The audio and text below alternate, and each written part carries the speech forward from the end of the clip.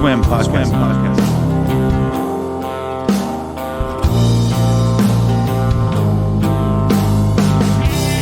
How's it going? Welcome to Swim Podcast episode number 5. I realise it's been a little bit delayed and I apologise for that, but it's been Easter holidays and that, and like everybody, I've been celebrating the rebirth of the demiurge in the traditional way by just eating shitloads of chocolate and feeling ill.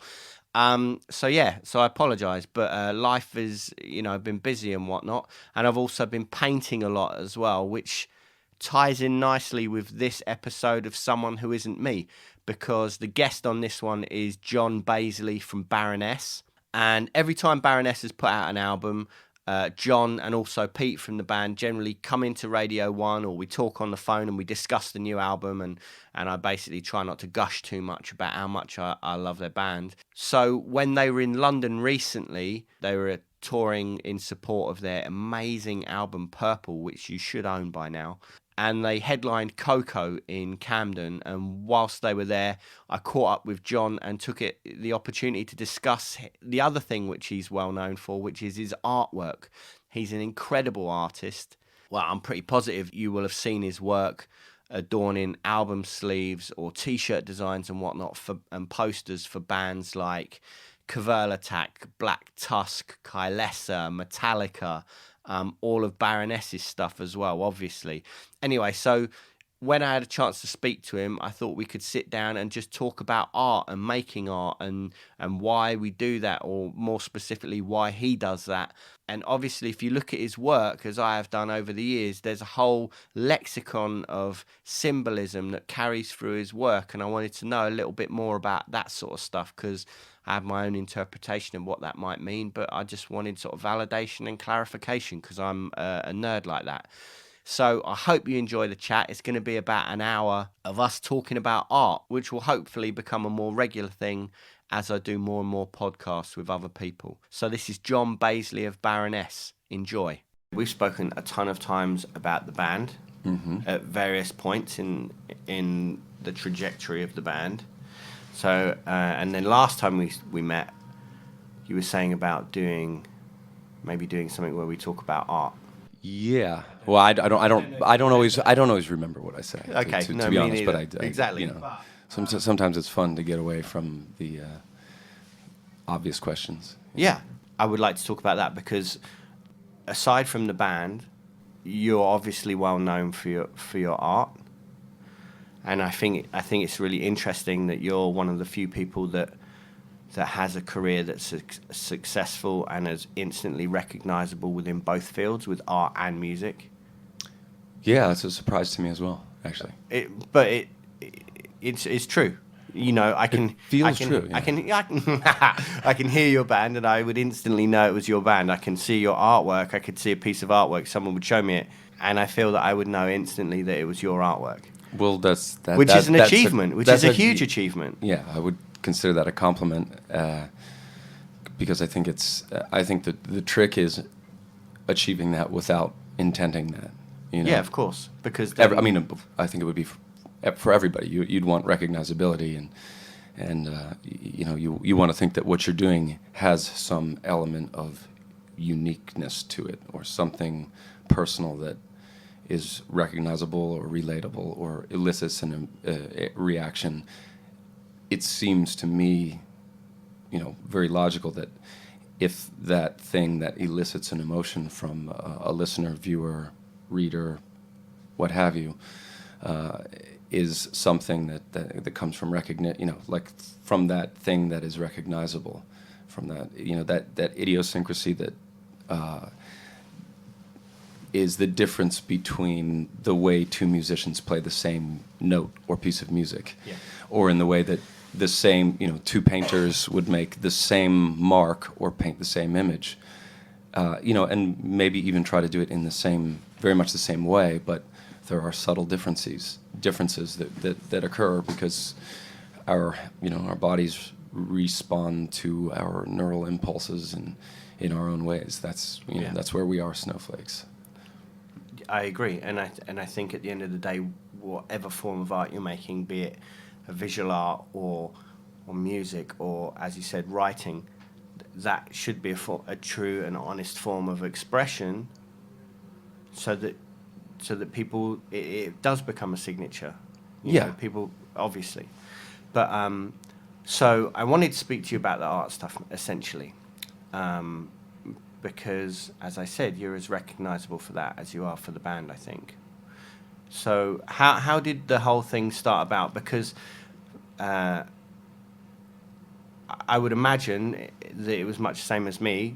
When you were growing up, music and art were in tandem, equal things for you. Is that the case? Yeah, definitely. You know, most certainly. The impulse was always there to create. Yeah. When I was very, very young, it was, you know, primarily visual stuff. Yeah. You know, paints, pencils, you know, all that stuff. And my parents were very encouraging of that. They both had, you know, backgrounds in either art history or they were versed in the arts. So. Oh yeah. Yeah, you know, to a certain degree, like you know, maybe, you know, in the U.S., the way that you can minor in something. Yeah. So my mother, she had a great interest in art history. I was exposed to all of the great Mid-Atlantic museums when I was young. That's awesome. And I would take, you know, I took life drawing classes at a very young age, and or you know, I attended life drawing sessions, and I didn't really receive any formal training as such. You know, maybe a couple times I would, you know, find myself with, you know, a painter who would just show me some techniques or whatever. But that was always there, and that was always accessible and easy. The, you know, tactile, visual stuff. Music was, it came slightly after. I think the impulse was the same, and the road to getting there was you know, simply that my you know, my mother would. When I was young, she would just give me opportunities. In other words, she bought what must have been a, you know, $10 guitar. It certainly didn't have all the strings on it, and she just gave it to me and left it in my room, figuring if I was going to be inclined to play music, there's an instrument for, you know, at my disposal. Yeah. And you know, I'd monkey around with it, but it wasn't quite as simple and effortless as doing, you know, making visual things was for me. But then teenage years happened, and this was in the early 90s, and I discovered punk and hardcore and, you know, sort of the less well-known and more artistic sides of music for me at that time, you know, probably through Nirvana and Sonic Youth and that big boom in the early 90s. Yeah. And, you know, I was playing guitar, and I didn't really have a direction with it. But when I saw those bands, I realized that you don't really need to know anything in order to make noise. And, you know, potentially that noise is music. So music for me has always been a bit more work, because there's a lot more technical practice that you need in order to create something compelling. Yeah. By the methods that I use. Whereas with art, you know, you can do that when, you know, I could always do that when I was in middle school and high school. I could just sit there and draw during class if the lesson was boring.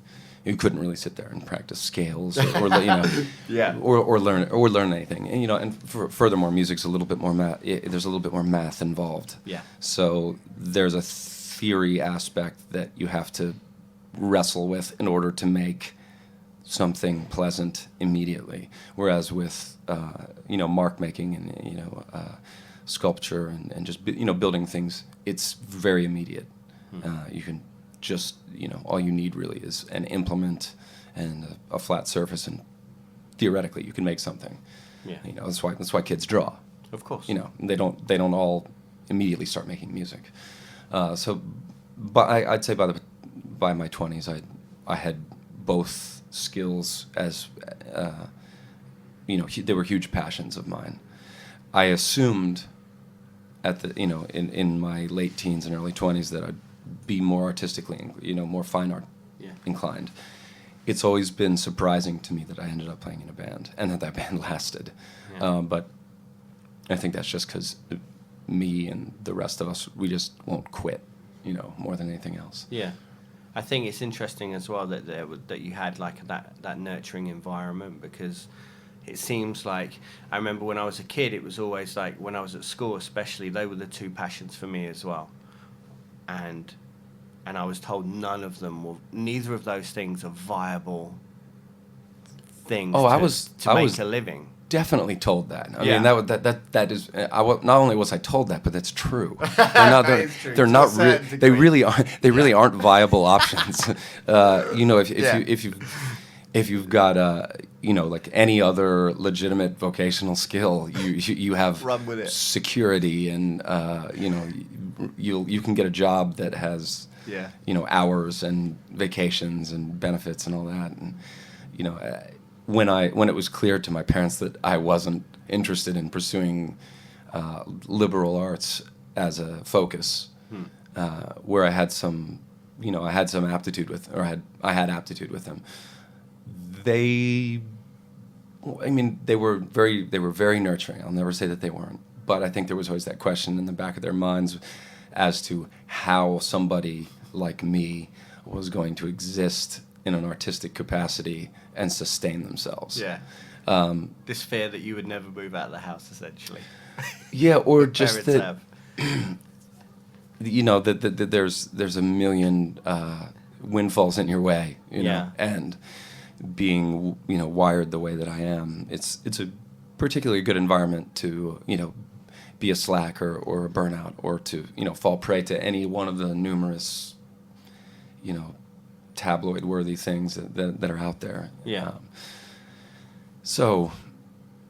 But it's been maybe I wouldn't say in recent years, but for the first few years that Baroness existed, and that I was making art in the way that I was, I think it was confusing to everybody that I somehow was surviving, and that things continued and that I didn't stop. Yeah. But it's just like I've said, to basically anybody that asks me, the only reason that I'm here now, and the only reason that we're having this conversation, is I just didn't stop. Yeah. That was, there's been more opportunities to stop than there have been to move forward. It's just that I ignore the universe telling me now's the time to slow down. I take that as more of a challenge than anything else. Yeah. Well, that's the thing with both these passions and vocations is that they're also compulsions. Oh yes, that they're compulsions, and I'm there's no doubt about it. I'm a compulsive person. Yeah, they are. I think that when they become all encompassing and you're just driven by these things, and it can be tough. It can be tough, and it gets unhealthy. At times, very very unhealthy. Yeah, I totally agree. I'm not. I'm sure it's a lifelong process to figure out how to keep, the normal health of my particular species intact, while also addressing and operating under the impulse of my compulsions. Yeah, it's a funny thing, because I find both of those. I find art more so, actually. But that it's one of those things where time becomes totally elastic, and you become so engrossed in something and so lost in a piece, or you can do, that all of a sudden it's early evening, late evening, 3 a.m. Do you Next know what week. I mean? Yeah, exactly. No. And there's no predictable timeline to say, when you've started at a specific time, there's no finite answer to when you're done. Of course. You're done when you're done, when you either have to walk away for whatever reason, or you reach that rare moment where you actually consider it finished. Yeah. Well, that's the thing, and that's when you realize that it's a very meditative thing, I think. Yes. You find it that way? Well, yeah, because, yes. In those periods of my life when I haven't had that outlet, and there's only been a couple, I really fall to pieces. Yeah. It's awful. It's awful for the people around me. It's personally, it's tough to suffer underneath the weight of that as well. So it's important. It's an important part of my daily diet. occasionally it becomes the entirety of my daily diet. And that's when things get a little rocky, if there is no balance. And I tend not to be entirely balanced. But yeah, it's this particular, making art the time is elastic, I guess.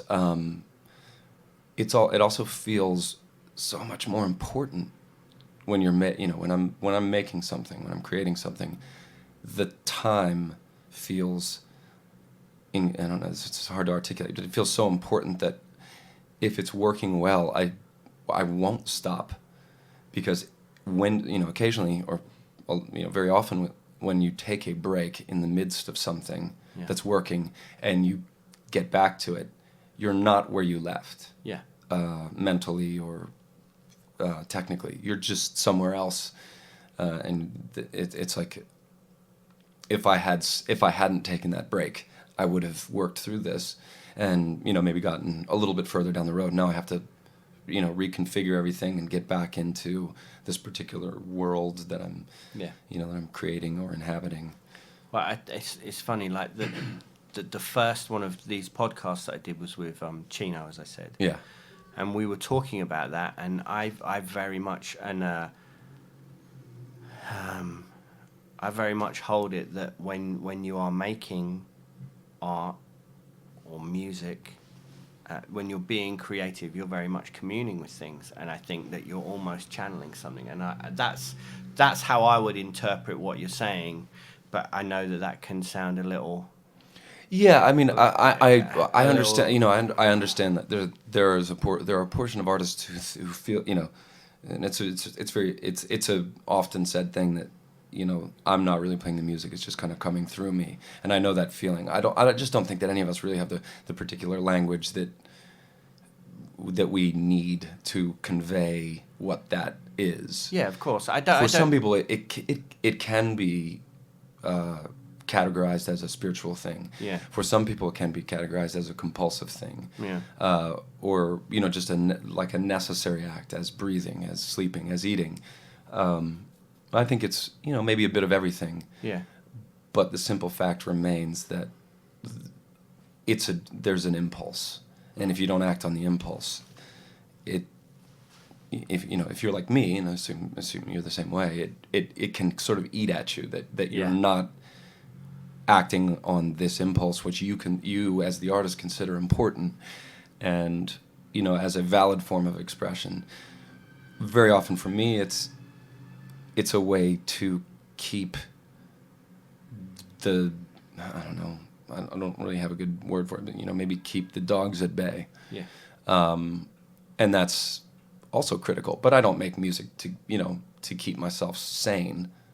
I don't make art to keep myself sane. I just know that when I'm making art, I feel a little bit more leveled out. I may not look it and I may not act it, but when I'm not, when that act has been removed, or by injuries or a conscious decision, that then I get really manic, and things do spiral out of control. So whatever it is, whether it's channeling or leveling off, it's necessary. It's not something I can avoid. Yeah. Did you had formal art training, right? You went to college and. I did. I went to the Rhode Island School of Design for 3 years. I would say that I hesitate to say that it was formal art training, because that school in particular at the time appealed to me because they weren't as concerned with the technical aspect of creating art or the commercial aspect of creating art as they were with the self-expression and pushing that self-expression to its to its absolute extreme. And that's really what stuck with me through that, because the rest of it, I guess the rest of the schooling was just time spent, which is important. Yeah. As any craftsman, as any artist, as any musician, or anybody who has a skill, you need the requisite 10,000 hours, or however they put it, before you've crossed the threshold and you're now capable of making something, that exhibits that uniqueness. Yeah. So, to say formal training, it's just like, it's boot camp in a way. Yeah. Well, you've got class is 8 hours. You're going to be doing this thing that you already naturally do for 8 hours or what have you. And whether or not there's somebody looking over your shoulder or you're doing it independently, sort of immaterial. So, I guess in a way you're just kind of paying somebody to make you do that. Yeah. However, the philosophy that overrode that was what was, I think, more important and more critical to me. Yeah. Yeah, that's how it was for me as well. It was more immersive than instructional, I think. Rather, it was like, as you said, it's like, you have to be here at this time, and you have to be doing this. Yeah. And to be surrounded with like-minded people, I think makes a huge difference. Absolutely. Yeah, I mean, that again, and most students who have gone through, through an art school will say that, we'll go to that immediately. Like, yeah. the act of being surrounded by people with similar drives, who are have similar interests or similar techniques or similar outlooks or philosophies, that's important, because then the dialogue becomes very specific and very fine-tuned, and you're really pushing the important idiosyncratic parts of what you do further, because it's the healthy competition and inspiration of other people, the busy bees working around you. Yeah. And was it out of coming out of that was when you decided that you wanted to start doing like commission work and doing like the stuff that you've become quite known for on a visual front, for like album sleeves and stuff like that? Or was that a necessity because of playing in bands? Well, my initial, so it's sort of the opposite. I really never wanted to take commissioned work. Yeah.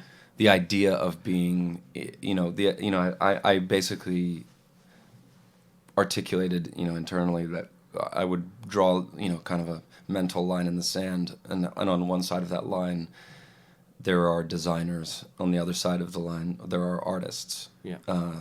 Much this, it's in music. I'll say, like, there's craftsmen or technicians, and then there's artists. Yeah. And in between the two, there's a happy medium where you can, that I found and I stumbled into.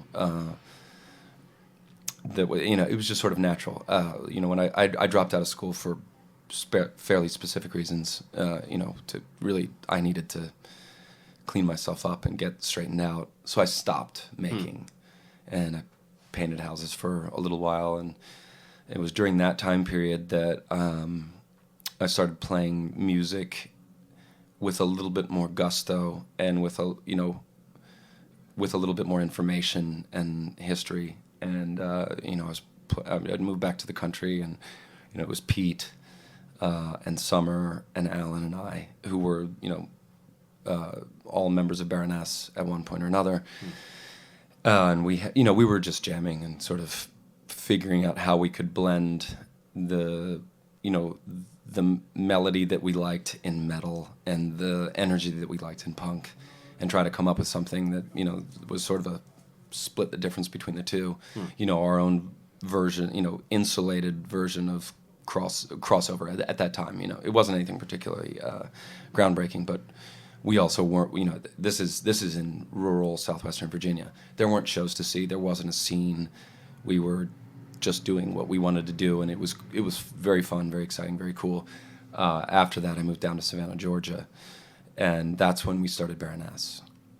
And the necessity, once you've recorded anything, is that you have to have a visual aesthetic that meets with that, which is as you touched on earlier, I've always recognized that, in bands like Pink Floyd especially, that if you synchronize the visual with the audio or oral,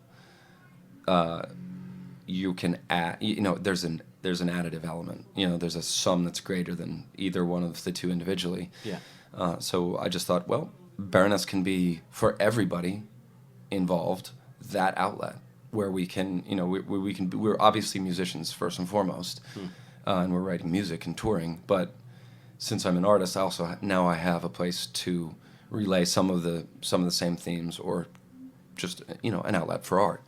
And through touring in the DIY and punk circuit for several years, we met people and many musicians who didn't have an artist within their band, and I just started off really doing work for free, just because I wanted to be part of whatever they were doing.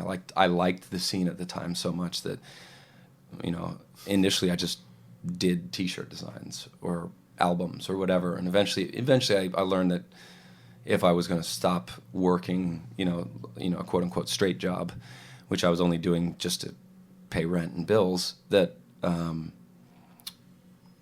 I would have to accept a fee for the artwork. But in truth, I've always tried to keep those fees incredibly low, because I know that the difficulties that musicians have, and I know how a record budget works, and I know that very often the art budget is low, but it's important. It's a very important feature of a record. 100%. The album cover. Yeah. And the way I'll put it is, if I spat out 5 famous records to you, the first thing that would pop in your mind, I say Nevermind, you think Baby in a Pool. Yeah. I say Dark Side of the Moon, you think Prism and Rainbow. It's the image that comes first, and then you can sort of hear the music after that. But at least that's the way it is for me. Yeah. So if that is such an important aspect of releasing a record, and it can be another element to the album that is really satisfying. And once I had sort of gotten into the game of working with labels to essentially ignore them and listen to the bands and try to take the music that I would hear and the lyrics that I would read and my vantage point as a fan and a listener, but also as an artist and somebody who understood the aesthetics, that I could potentially give them something that would stand outside the norm, in the best case circumstance. And if I really, my initial intent was really to kind of push back against what was predominantly the imagery of the time, which I thought was almost devaluing the weight of the music in a lot of the bands, where there's this like set lexicon of images that are presented in a very particular way, repetitively, to the point where they don't, the actual meaning sort of gets dissolved, or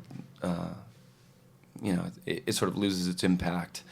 And I know that at our core, in this group of this scene that was happening at the time, we're really dissatisfied with what's happening in pop culture. We're really dissatisfied with the way things have to be. So it seemed obvious to me that the outlook that should be visually speaking, well, let's push back. Let's show that if the normal vocabulary, visually speaking, involves X, Y, and Z images, is there a way to configure those in a way that offers an alternative? So if you're playing in a loud, aggressive band, and the imagery at the time is sort of macho and has a lot of kind of testosterone built into it, well, maybe if we flip that around and maybe made it a little bit more, for lack of a better term, feminine, or if we de-emphasized the gender disparity in what in the actual scene that we were part of. Yeah, so the anima comes through way more. Yeah. And there were a couple bands in particular who really were keen on that idea, and I think the first, Baroness being one of them, but that was it's a different story because I'm part of that. But Pig Destroyer really, for me, was the album Phantom Limb that I did was the first opportunity that I had to take this very, very extreme music that had a very different sort of angle or overarching philosophy, and try to use, the imagery that was engaging to me at the time, like the female form, the natural world, and so on and so forth, and present that in a way that wasn't too much of a blunt object. Yeah. You know what I mean? That there were nuances, and in fact, the message was quite the opposite from what you would typically expect. Yeah. Well, that's one thing one of the things that I love about your work is that and that's what makes it so visually individual, and straight away, like I said, that it's yours, because there are certain themes that seem to carry through where there'll be like, often there'll be these female forms, and then there'll be like flora and fauna totally intermingled with it, and and there seems to be. I'm curious as to what a lot of the symbolism is. Like, I would happily get into it specifically, but I don't know if you'd want to speak about that, because I think I look at the work and I can see that you haven't just gone, well, this will look cool. Yeah. There's way more to it, and I think, and I've read some stuff in the past about you saying that about some of the things that you include in the work. Like, there's a lot of mythology, and there's a lot of Campbell as well, in the sense that there's the intermingling of mythology that there are only a few stories, but just told from different perspectives within different cultures. Right. And I think that as soon as you tap into them in a Jungian sense, then those themes, which are then at this point archetypes, if you can illustrate them, it imbues. Not only does it feel right to make art using those things, right, it also imbues them with an entire history and mythology and weight. Right, something that's beyond any one particular culture, any one particular time period, or something that's more deep, something that is deeper and more quintessentially human in species. Something that we've been hardwired with at a genetic level, and we still can't make sense of it. No philosopher or scientist or theologian, excuse me, has quite proved one thing to be correct and the others to be incorrect. There's no science. There's no way to apply science to this. Or perhaps there is, and we're just not advanced enough to get there yet. But as you said, basically covered it all. But as an individual, I am personally compelled to gravitate towards a certain set of images with perhaps with a certain style, perhaps with a certain flair, and those are important on a superficial but necessary level. Meaning, I don't know. I just from a gut perspective, I like to draw and paint things that exist in reality, recognizable images. This is probably just because when I was young, I did take part in life drawing classes. I like drawing and painting humans. It's just simple. I can't avoid that fact, and I've tried to avoid that fact. I've wrestled with that fact. Furthermore, it's not particularly in vogue right now to make figurative art. So my challenge, if I'm to consider what I do art, is to... It is, but carry on.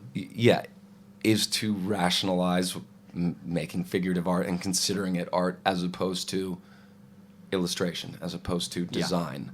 The unfortunate thing internally is that there is quite a bit of window dressing that just looks, that I can admit looks good, and does have kind of like, the instant appeal that requires no sense of history, no cultural context, or whatever. It's unnecessary. On that very first, least important level to me, it's eye-catching. Okay? But there's nothing to be... There's nothing wrong with ornamentation and aesthetic judgment, though. As long as...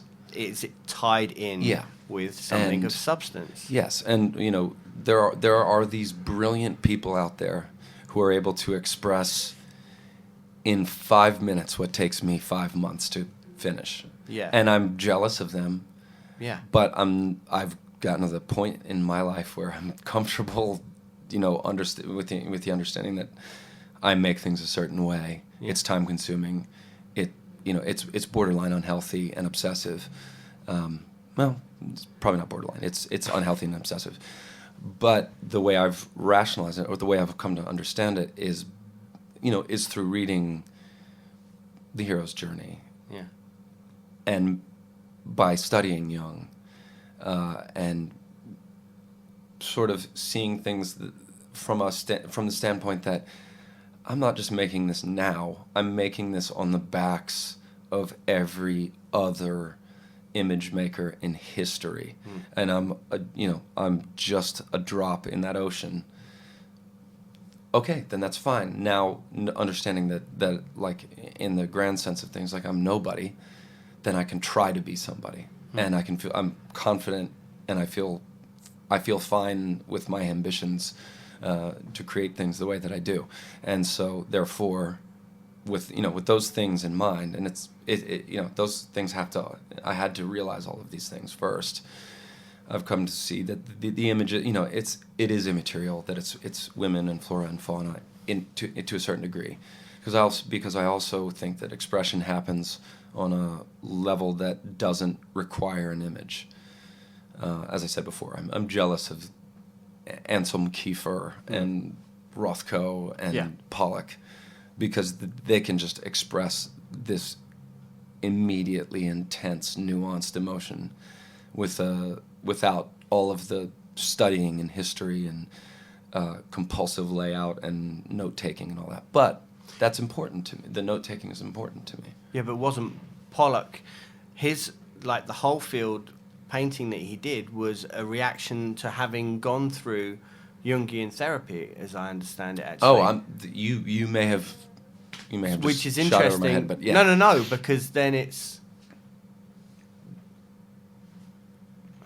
I mean, we all the difficult thing as artists is whatever our medium is, we have to once we've done something repetitively enough times, and we get on the edge of boredom, which is effectively the death of your art.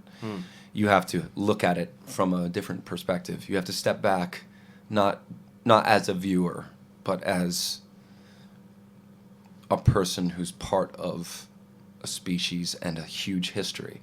And for me, like, part of the fun has been that I've been able to intellectualize in a way that I don't think it requires definitive explanation. I can do that when I remember what those explanations are. Yeah. But being, the mythological context and the religious context and the historical and cultural context that I use because I learned that when I was young. It was it's an interest of mine. Yeah. So I think it's appropriate and necessary at this time in our shared history to take disparate cultures and disparate mythologies and recognize the similarities, and then for me to bend them and twist them to my will, so that I'm using something that has context that you would recognize in one context, and that somebody from maybe a different part of the world would see from an entirely different perspective. And you can both simultaneously be right in recognizing the symbols, but equally be wrong in thinking that they're used in a certain way, because I like to just use those stories that are familiar to me, that that have become part of my mind, and those condensed archetypal stories, and then just kind of push them in the direction that works for the intent of the piece. There's the concept behind it. So this is what I find interesting as well, because if I'm working on a commission, I get, if it's for an album cover, I'll ask for the music first and foremost, then I'll ask for all the titles, then I'll ask for all the lyrics, so I can sit and read them. And then what I do, which I imagine is what you're saying as well, is then applying the things that you already want to say, perhaps, right, and refer to the things that you want when you see that glimpse within what you're given. Yeah, to work with. Is that right? Absolutely. Like in the same way that we could all watch this, we could all watch one particular movie and take away from it what we want to take away from it, because we want to, at different points in our lives, depending on what we're going through, depending on our experience and the way we see things, we pull what we want from art. We pull what we want from life. If we want to see something as a tragedy, we'll find ways to make it tragic. If we want to see it as a comedy, we'll find ways to make it comic. So, having an understanding of that, and a willingness not to care too much whether or not it's viewed by other people as one or the other, then you just mess with it. Yeah. I'm going. You're right. I have an agenda before. I've done any commissioned work, and I am not going to stray from my agenda, and I'm pretty clear about that. And how do you sell that then? When somebody, I sell it when someone comes to you and goes, "We love your artwork, and we'd like you to do the artwork for our next album." You're like, "Okay, good, that's it then." Yeah, because you've said the first thing that matters. Yes, and you didn't mention the finances, so I understand. So your intentions seem to be pure. Yeah. Okay, now here's the hard part. I'm not going to do what you want. I'm going to give you 2 opportunities to yay or nay what's happening. At what point is that? Well, I'll do a sketch. Preliminary sketching. Yeah, I'll do a sketch. Yeah. Okay. If you're comfortable with the sketch, it will deviate, but not, within reason. Yeah. And here's the finished piece. Are you happy? But other than that, the more art direction you give me, the less likely I am to stick to that, because I will almost, and in an antagonistic way or a willfully indignant way, I'll almost ignore that. Yeah. Specifically ignore that, because I don't think that's the point. If you knew exactly what you wanted, then you don't need me. You need somebody else. And the other thing is as well, it's almost like, well, you've just said you like my artwork. Yeah. So let me do that then. Yeah, and I'll apply that for you. Yeah. Don't tell me how, because then. Yeah, but of course I don't like this now. Now it sounds like I'm being kind of like. No, because like kind of like maybe overly direct. I'm just saying, look, fuck you guys. This is the way it is. For better or for worse. Of course. If you'd like something with a bit more control, I can easily point you in a number of directions. For people who are very skilled at doing exactly what you want. Yeah.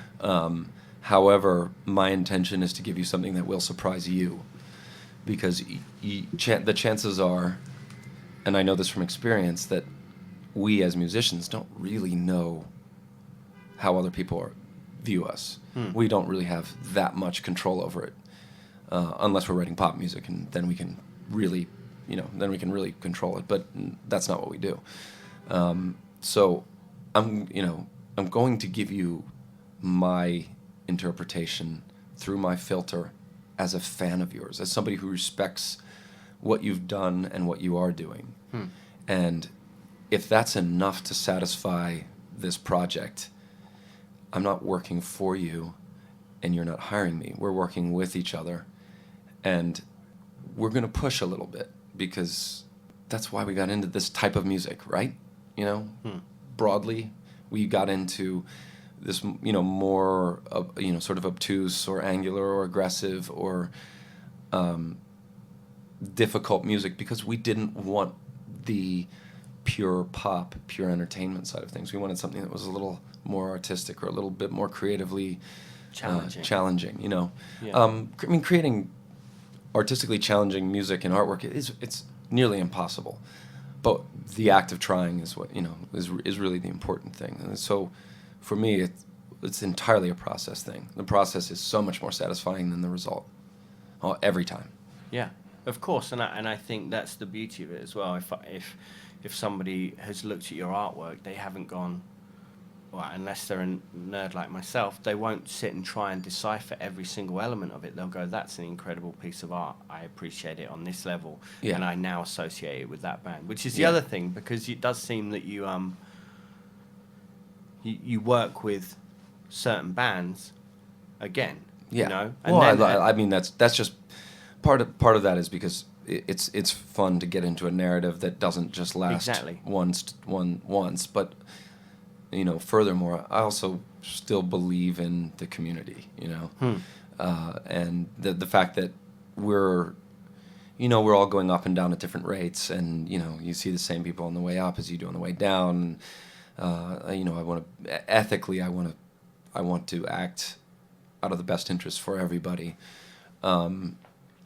And you know, to that end, I think we all have, you know, opportunities to help foster each other's projects, and being part of that, you know, I feel incredibly fortunate to be part of that.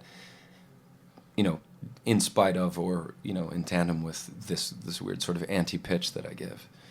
It's, you know, it's nice to work on projects where people will give you that sort of freedom and leeway. Yeah, and I think the beautiful thing is looking at your work and seeing things that I will. I mean, I could well be wrong, but I'll see things that will be a theme that will carry through, like you said, like a narrative arc.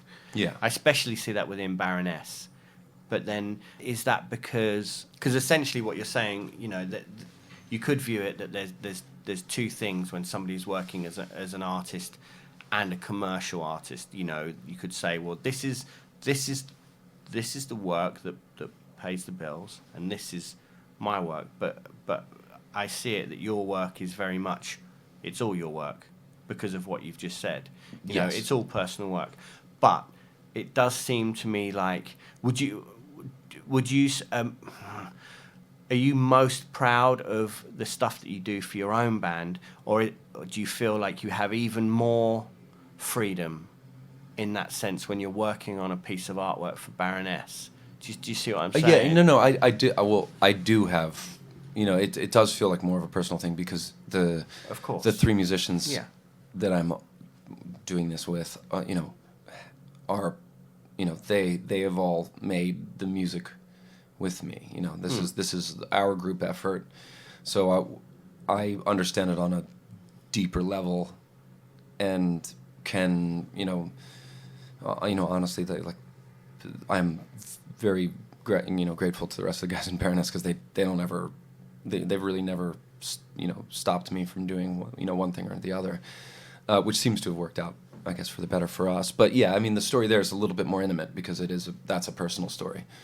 And yes, furthermore, you're correct that when I'm working with other bands, I think it would be impossible not to have my portion of the story in there, because these bands are inviting me in and giving me a very, it's that to have some, you know, to hire somebody or to work with somebody on an album is you're putting a lot of trust and faith in them, and I want to be respectful of that. And, you know, part of that respect, you know, when it works very well, means that I have some stake in the, you know, the success of the record, or the, you know, the aesthetic of the record. Like I feel like they've allowed me to come in and be part of what, you know, something that is theirs. Yeah. But which I can actually be legitimately a part of. So I think it's necessary for me to imbue the work with something personal, because I'm listening to it responding as a fan, as somebody who respects the music and the work that they've done. But also, I don't want to look. My thought from day one has been that I don't want to look back on anything that I've done and not see myself in it.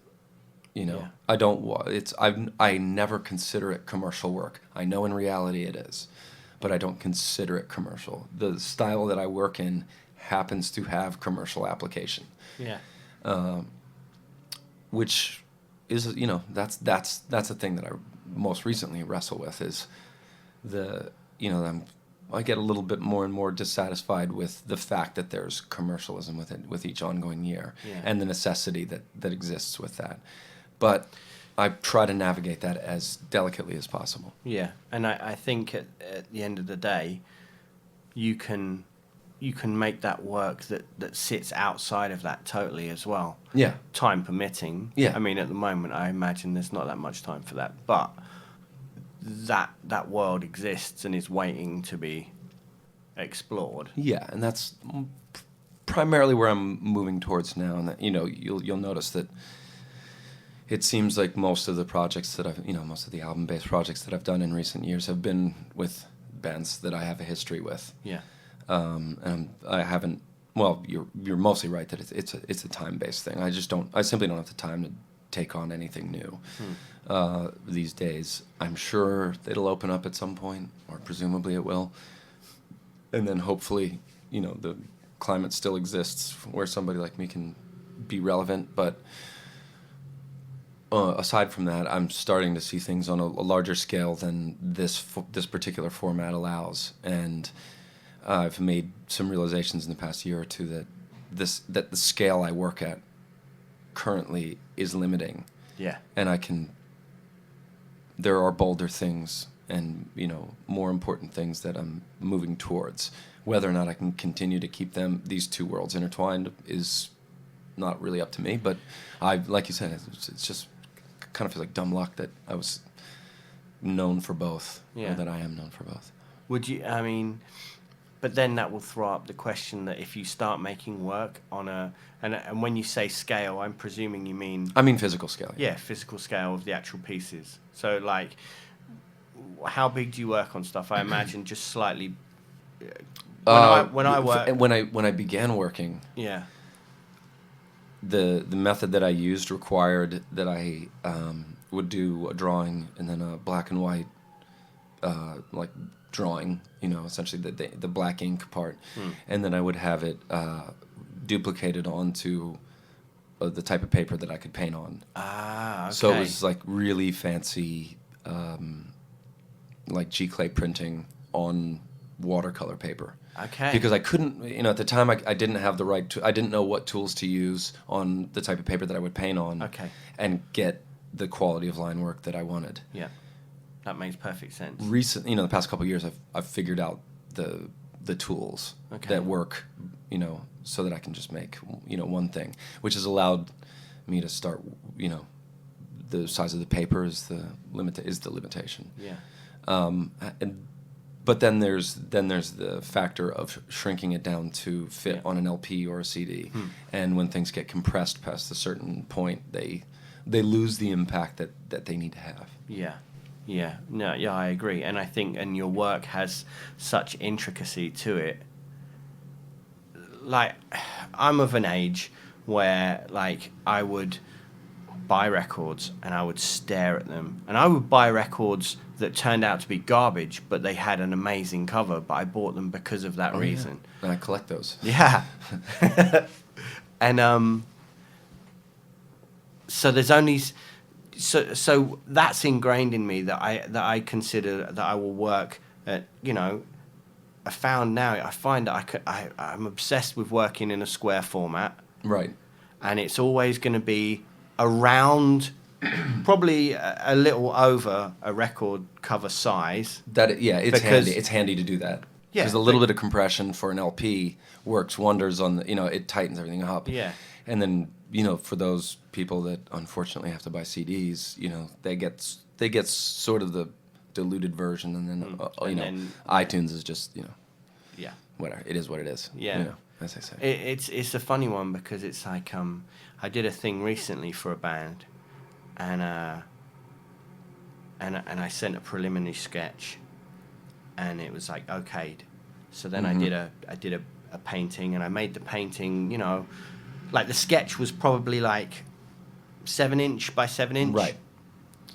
Then I made the painting, and that was probably like, it was bigger than normal. It was probably like 23. Yeah, it was 23 by 23. With it in mind that it'll be shrunk down to a 12 inch. Yeah. And then I got a thing back saying, well, we're going to use the sketch for the front cover of for the vinyl. And we're going to use the painting for the CD. I was like, what? Like, and the concept that you would blow up for a start, the sketch was garbage. It was just like, here's what I'm thinking. Here's the rough composition, right? Here are the shapes. Yeah. This is the placement. If we're good, then I'll start working for days on a painting. Yeah. And to then be told that this sketch was going to get blown up and the giant painting was going to get shrunk way down, it was just, I could not comprehend it. So I'm really picky about that. So I imagine if you're working on you're thinking initially that this is going to be a 12-inch, right? I'm if you're thinking commissioned.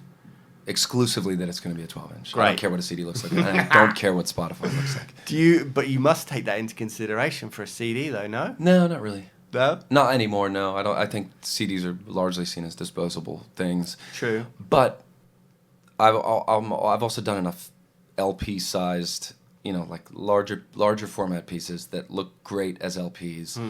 And look good as CDs. Where I feel comfortable that CD printing facilities are going to get it more or less right. Yeah. And it still looks more or less good, but so you will most people. I mean, these days most people are seeing on computer screens. Yeah.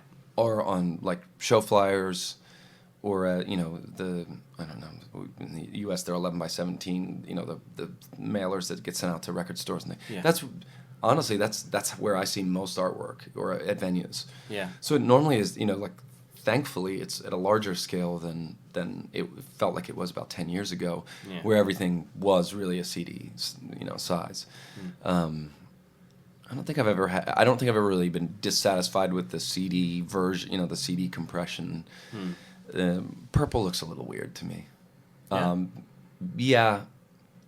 It may just be the discrepancy between the one printer that we used for the LP and the one printer that we used for the CD, and I can just see that there are different color subtleties.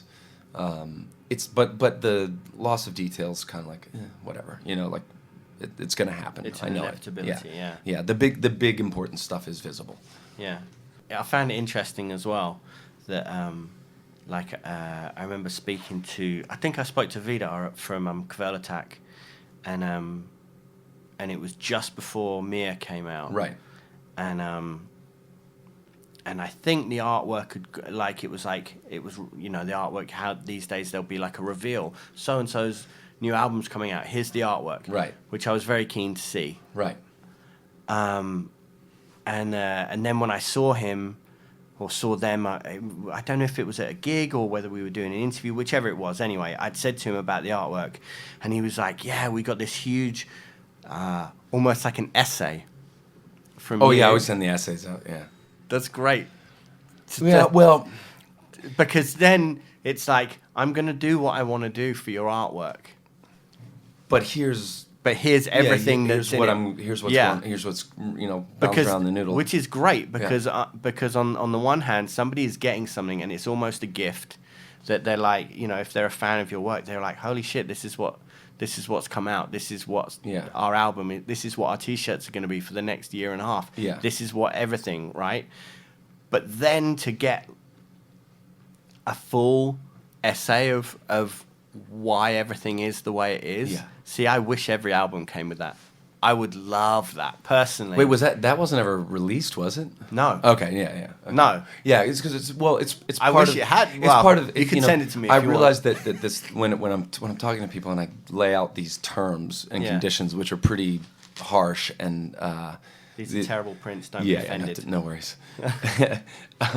Like when I give my pitch, which is awful, I do, I'm the only reason that I'm talking to anybody about doing any of this stuff anyway is because I really do respect and enjoy the project on which I'm about to work. So out of respect for the artists with whom I'm collaborating, I think they owe it to at least hear what my interpretation is or what happens when I try to articulate a bit of my idea. Yeah. Because the other problem that I have is I may have explained this to you before. I don't really think internally.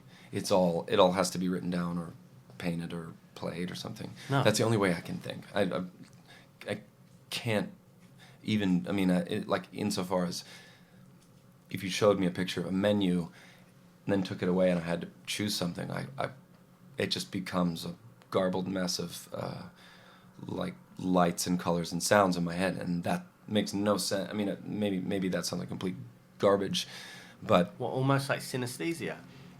So or just a lack of internal processing.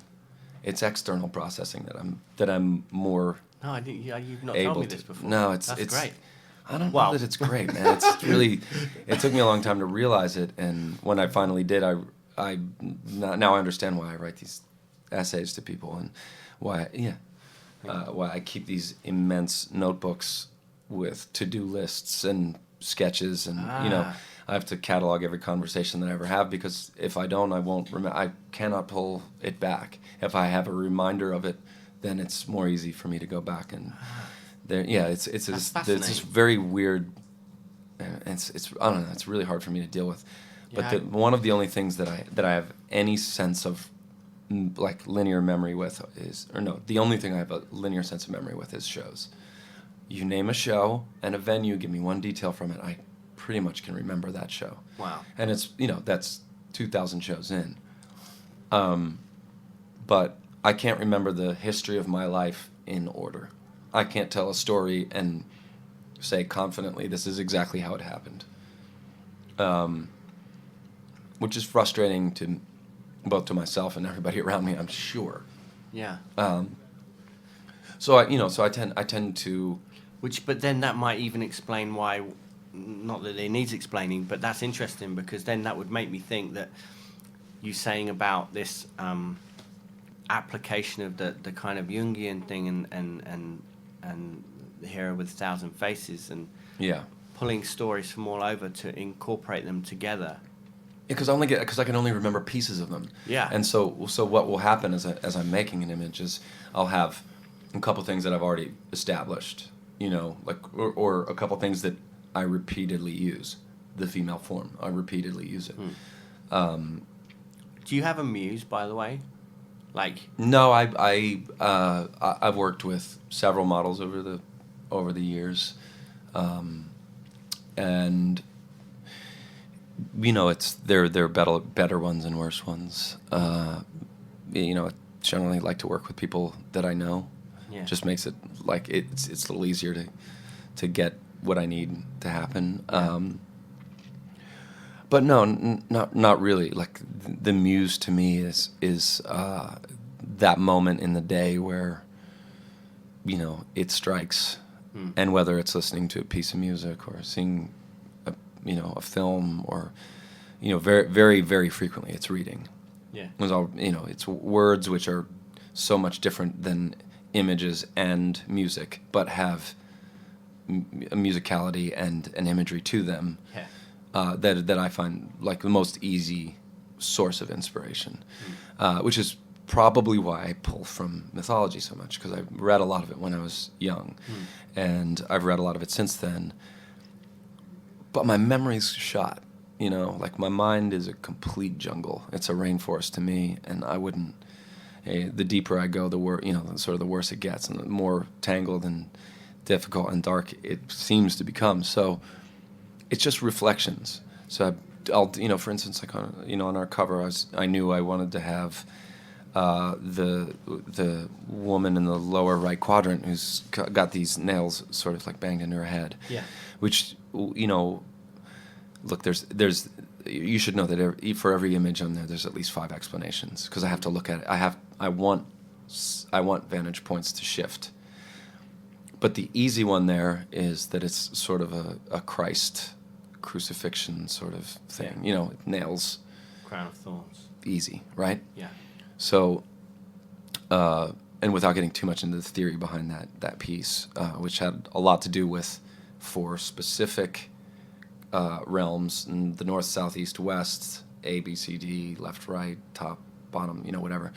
However you want to dice it up. I looked at all the angles and the inner relationships, and I gave them each, just to start with, like a broad sort of generalization, like she would be or for instance, the upper half of the picture would be, more the mental more the spiritual, more the ethereal, and metaphoric part, and then the lower half would be, the more earthy, physical, visceral, literal portion. Yeah. And then similarly, there's a left to right axis, which is more temporal. We as Western people read right or left to right, so it's without really getting into the fine points of it, it's kind of like a before and after thing. But then there was the diagonals, which had to make sense with both of those conditions, and then there was, okay, well, I'll just pick 4 religious and or cultural backgrounds, and I'll just start with them, whichever makes the most sense in the right place. So she ended up sort of getting a little bit of the the Christian symbology surrounding her. Do you read much on alchemy? Do you know much about alchemy? Yeah, I mean, I've read on all of them. I don't that's the thing, is I don't remember everything. So because this is the thing, because it seems that with those universal themes and with you balancing them in that way, which is very Jungian, obviously, with individuation, but it's like you, even if you don't remember them, you obviously do, because they're there within the subconscious. Precisely. Very clearly. That's exactly why, and that's exactly what happens. And one quick aside that will help explain the story is that the medium that I work in primarily, which is watercolor and ink, is very permanent. You don't work on top of it. You're essentially just working from light to dark. And only occasionally will I add something opaque that pulls it back to light. And I love living with the mistakes and the flaws and everything like that. But anyway, I recognized that she had like a vague crown of nails, which sort of felt like a kind of mental crucifixion or something. And then it just so happened that I, on the left quadrant at the bottom, I had already established that there would be these pharaoh hounds surrounding that woman. And so then I was, there's dogs, and so the dog to me, like, had its own, had like there's so many different cultural contexts of the dog. Yeah. I mean, throughout the ages, everything from, the Egyptian dog-headed gods to, the Looney Tunes, where, the dog's always kind of the lecherous, lusty kind of kind of thing. And so I wanted the dogs to kind of have this leering, sort of, almost, like a Looney Tunes kind of thing happening. The tongue's out, like they're panting, and there's like kind of a lustiness to them, which worked because, that's more of the physical, earthy, primal activity. At the time when I was drawing, I just, just for shits and giggles, kind of did a search on, or I read a bit about, the historical context of the crucifixion of Christ, and I was looking specifically for what kind of wood he was crucified on, and it is predominantly thought, or at least so saith Wikipedia, that the cross was made of dogwood. There was a dogwood tree growing right outside of my window, which was in bloom at the time. So I thought, well, this is a reflection of something that I've already thought of, something which, is just kind of working nicely with the dogs are working nicely with the image of the lady. And then the fact that there was dogwood trees with flowers, and I needed a floral element to work in conjunction with the bees that I already knew were going to be there. Yeah. It just lines up, things line up like that every time I work. So I let that happen, and working in permanent media, wondering where you're going to be able to find expression that's spontaneous, there's the spontaneity. It's the universe. Yeah. Telling you. Mm-hmm. Do you agree with that? Yeah. And like I said, it's synchronicity to a point where it's like you can't ignore these things. I can't ignore them, and I couldn't have preconceived them. There's no way. That's amazing. And what the other thing, the other story that's sort of similar to this is when I was doing Blue Album. I had finished the painting, and I had my hands in the middle, and I was ready to rip it in half, just so that it couldn't be stitched together, because I was kind of unhappy with several elements of it. The final one? Yeah. The one that got used? Yeah. Wow. And I took it out, and I showed it to the rest of the guys, and they were like, "Dude, that's it. That's so amazing." Like, please. And I was like, "Yeah, I think I need to start over." And they're like, "No, like How many hours in is this as well? He's like 200, 300 hours in. But they're like, no, please don't. Not just because we want to hit the deadline or the deadline that we missed, but because we like this. This is good." And somebody was like, "Oh, and the egg, the sort of phallic egg thing around her neck." They're like, "Why would you rip that?" And I was like, "What do you mean?" Oh, yes. They were like, turn it upside down. And that was the first time I saw it. Really? Uh-huh. That's awesome. I mean, genuinely, that was why I kept it, because it was such a clear phallic image pointing towards a fertile stomach in a piece that had a lot to do with fertility. Yeah. I was like, no, okay, success. Yeah. I just didn't see it. I've been told. Yeah. That's great. Yeah. It's interesting as well. I just noticed now. I hadn't noticed that there's this point with the on yellow and green similarity there. Oh yeah. And is that's the same kind of narrative passing through? I take it. Well, no. It's entirely different. It's just similar tools. Like I said, it's a lexicon. I try to keep it limited to a specific set of. What are we using for this metaphor? Like words or letters. So nails get repetitive. Nails are repeated. Yeah, certain flowers are repeated. They become a personal symbology to you. You have your own alphabet of symbols. Right, but the nail doesn't just mean one thing. It can mean all things, and that's why it's true art. Yeah, because there are numerous instances throughout history, mythology, and religion where the image of the nail is used. Yeah.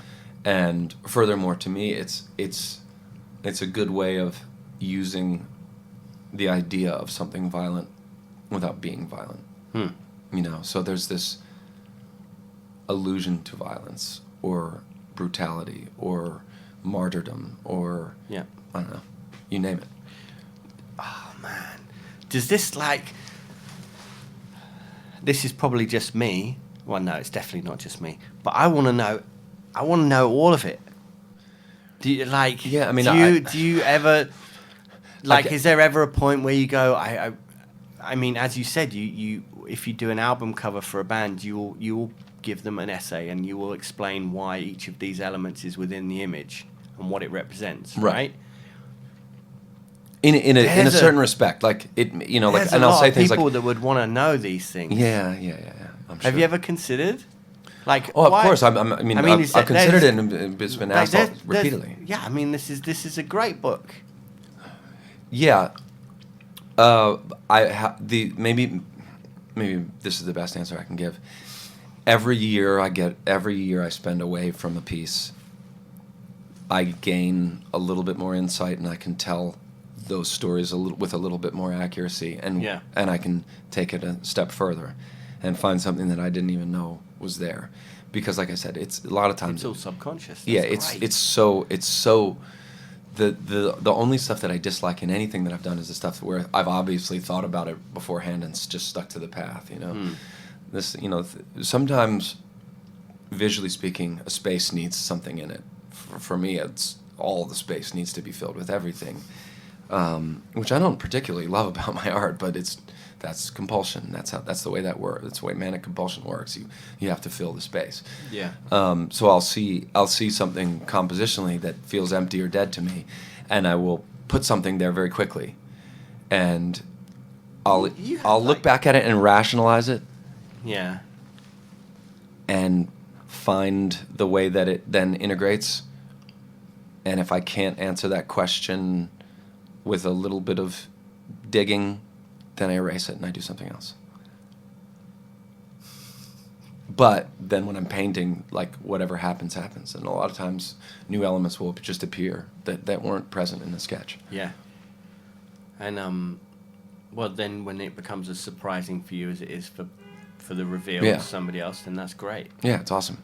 But are there times where you're like, why is this here? I don't like it. Yeah. I mean, of course. I mean, you know, as in all things, there's moments where I can't really answer the question definitively, and you know, one of the critical functions of the way that I make art is to be able to ask why. You know, ask myself why, but maybe have other people ask why as well.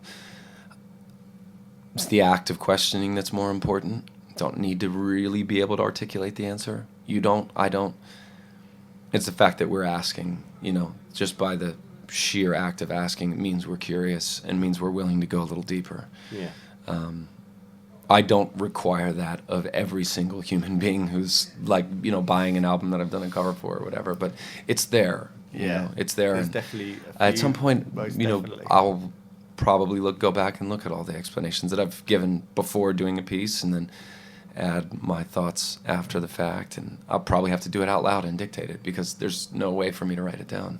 It just comes out too quickly. Amazing. Yeah. That's a good place to finish, I think. Sure. That was great. Yeah.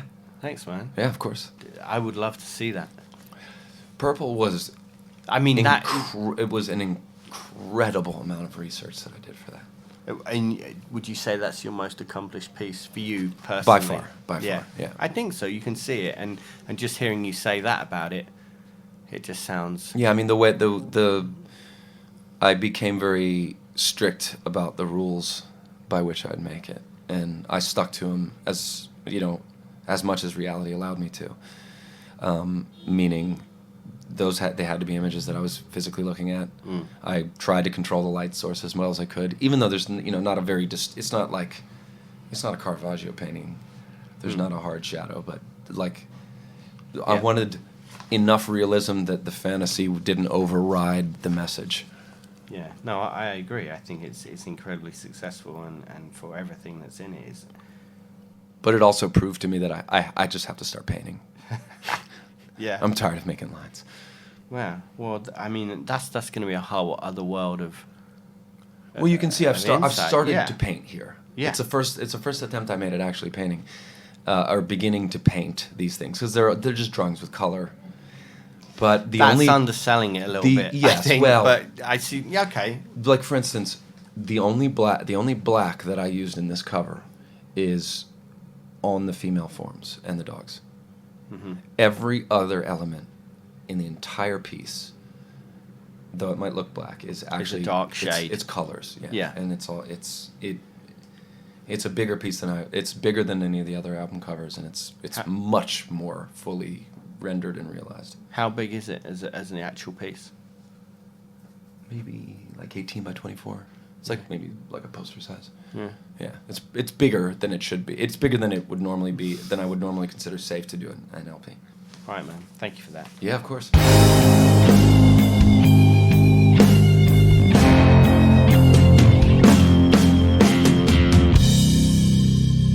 Right, so concludes episode 5 of Swim Podcast.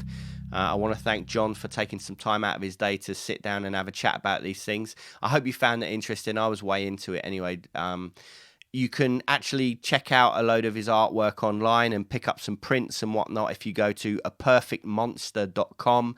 Also, that's his Instagram, etc. It's worth following because he makes incredible, beautiful artwork. And it's also good to keep tabs on what's going on with Baroness as well, because they're ace and a truly amazing band. I've said before that I want to get more into this kind of stuff on the podcast as it progresses, because you know it's always going to be very music focused, but at the same time, I'm really interested in art and the esoteric side of things as well. So I kind of want to go off in those worlds a bit more, so we can hopefully expect more of that on the upcoming episodes with other guests.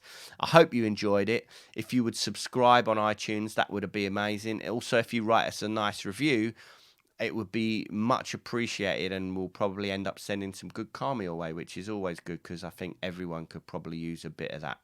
I'm not being judgmental; it's just the way it is, you know.